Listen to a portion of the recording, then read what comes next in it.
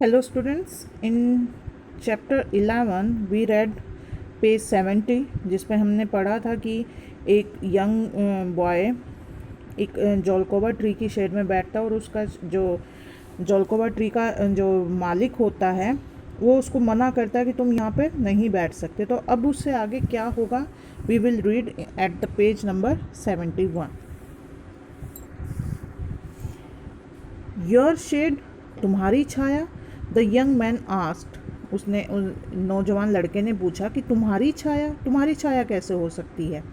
He could not believe what he was hearing, उसको अपने कानों पे यकीन नहीं हो रहा था या उसके सुनने पे यकीन नहीं हो रहा था कि ऐसा कैसे हो सकता है, भाई किसी की छाया कैसे हो सकती है। But I am not sitting inside your gate, कि मैं तुम्हारे गेट के अंदर नहीं बैठा हुआ हूँ, तुम्हारी छाया कैसे हुई।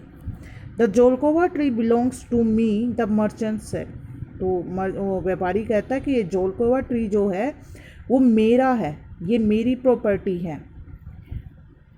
माई ग्रैंडफादर प्लांटेड इट, मेरे दादाजी ने इसे लगाया था। And I own the tree and its shade, कि मैं इसका मालिक हूँ और इसकी छाया का भी मैं ही मालिक हूँ। ओन मीन्स यहाँ पे क्या है कि ये मेरा है और मैं इसका मालिक हूँ। If you want to remain where you are, you will have to pay me for its use. अब वो कहता है कि अगर तुम चाहते हो कि तुम जहाँ बैठे हो और वो तुम वहीं पर बैठे रहो तो तुम्हें क्या करना पड़ेगा, यू विल हैव टू पे मी फॉर इट्स यूज़, तुम्हें इसके यूज़ के लिए मुझे पे करना पड़ेगा। The young man was a clever fellow, ये सुनने के बाद जो वो लड़का था वो भी चालाक था। ही thought about his this briefly, उसने उसके बारे में गंभीरता से सोचा। He had heard that the merchant was a greedy and selfish man, उसने सुन रखा था पहले से ही कि जो ये व्यापारी है ये बहुत ही लालची और स्वार्थी इंसान है। सेल्फिश मीन्स स्वार्थी और ग्रीडी मीन्स लालची। परहैप्स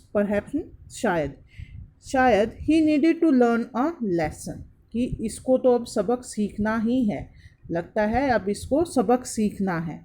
आफ्टर सम मोमेंट्स, कुछ क्षणों के बाद, द यंग मैन सेड, उस नौजवान लड़के ने कहा, I will pay you for your shade, मैं तुम्हारी छाया के लिए तुम्हें कीमत दूंगा या मैं पैसे अदा करूंगा।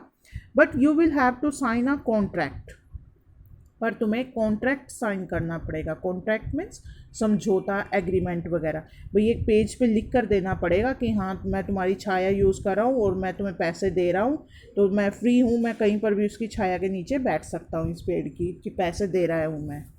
That explains I have purchase the use of your shade, कि उसमें लिखा होगा, उसमें एक्सप्लेन किया गया होगा कि मैं तुम्हारी जो ये छाया है इसका यूज़ कर सकता हूँ।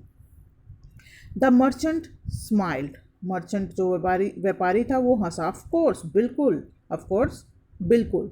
ही सेड, उसने कहा, and he offered an outrageous sum, तो उसने साथ में क्या किया, ऑफर्ड मीन्स कोई प्रस्ताव जब रखते हैं, कोई चीज़ ऑफर करते हैं। शॉकिंग, आउटरेजियस मीन्स शॉकिंग, एक अजीब ही सम रखा।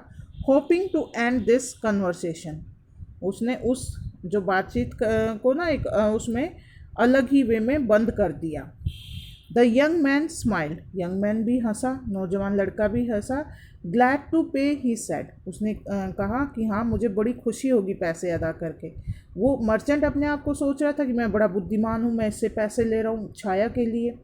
उधर से जो लड़का सोच रहा था वो उसने अभी तक डिस्क्लोज नहीं किया था किसी को भी कि वो अभी क्या सोच रहा है, उसको मर्चेंट को उसने शो भी नहीं होने दिया कि उसकी प्लानिंग तो अलग ही है।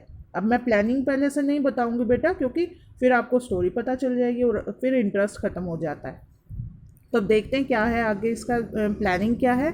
So as long as you will sign the agreement, जैसे ही तुम एग्रीमेंट साइन करोगे, and with that he wrote out a brief agreement on a piece of paper giving him the right to use the shade of zelkova tree whenever he wished. तो वो कहता है कि हाँ हाँ ज़रूर, जो भी जैसे ही तुम एग्रीमेंट साइन करोगे तो उसके बाद से तुम्हें हक होगा कि तुम इस जोलकोवा ट्री की शेड को यूज़ कर सकोगे और जब भी चाहोगे, वेन एवर ही विश, जब भी उसकी इच्छा होगी तभी वो उस पेड़ के जहाँ पर उसकी छाया होगी उसके वहाँ पर वो बैठ सकता है। Happy to end the conversation, और उसके बाद वो उस वार्तालाप को बंद करने में मीन्स खुश हुआ। The merchant signed the agreement, merchant ने उस एग्रीमेंट को साइन किया एंड टुक द मनी, और उसको साइन करने के बाद एग्रीमेंट को उससे पैसे ले लिए। किससे लिए? नौजवान से। एज ही वॉकड इनसाइड, जैसे ही वो अंदर गया, he shook his head and muttered फूल।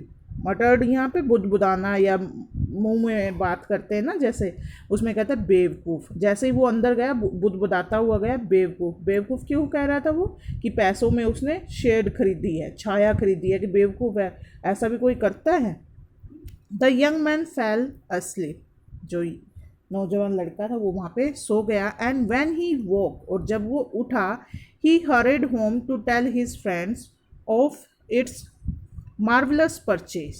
जैसे ही उसकी नींद खुली तो वो घर की तरफ भागा और अपने दोस्तों को बताया, मीन्स अपने दोस्तों को बताने के लिए वो घर की तरफ दौड़ा कि उसने कितनी बढ़िया, marvellous means amazing deal, awesome deal की है, और वो बताने के लिए घर की तरफ गया। Next day was Sunny again, अगला दिन भी सूरज चमक रहा था, बहुत तेज़ गर्मी थी।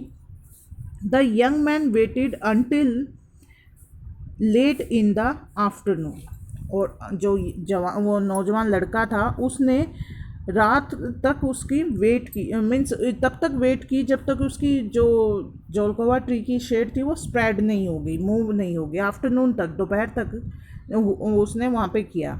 When the sun moved across the shade of the zelkova tree extended into the merchant's yard, उसने तब तक उसकी इंतज़ार की जब तक कि वो शेड, जो उसकी छाया थी, वो फैल कर मर्चेंट के यार्ड तक नहीं चली गई। यार्ड मीन्स जो आंगन होता है या गार्डन, जो भी उसने अपनी घर के बड़े से घर में जो भी वो बनाया होगा, तो वो जैसे वो सूरज घूमता है तो उसकी शेड भी घूमती है। तो जो शेड दोपहर पहले घर के बाहर थी तो वो घूम के अब दोपहर के बाद घर के अंदर चली गई, तो वो उसी समय का इंतज़ार कर रहा था। He and his friend carrying a basket walked to the merchant's house. वो और उसके दोस्त एक बास्केट लेके, बास्केट में टोकरी में खाने पीने का सामान लेके उसके घर की तरफ बढ़े। They stepped inside the gate. वो गेट के अंदर गए। Sat upon the merchant's lawn and unpacked their picnic.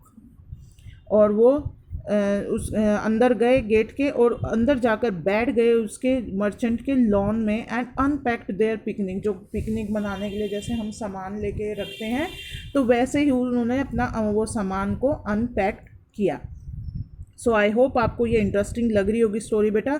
हमने पेज 71 अभी कंप्लीट किया है। नेक्स्ट हम पेज 72 पे देखेंगे कि अब इसके बाद क्या होता है।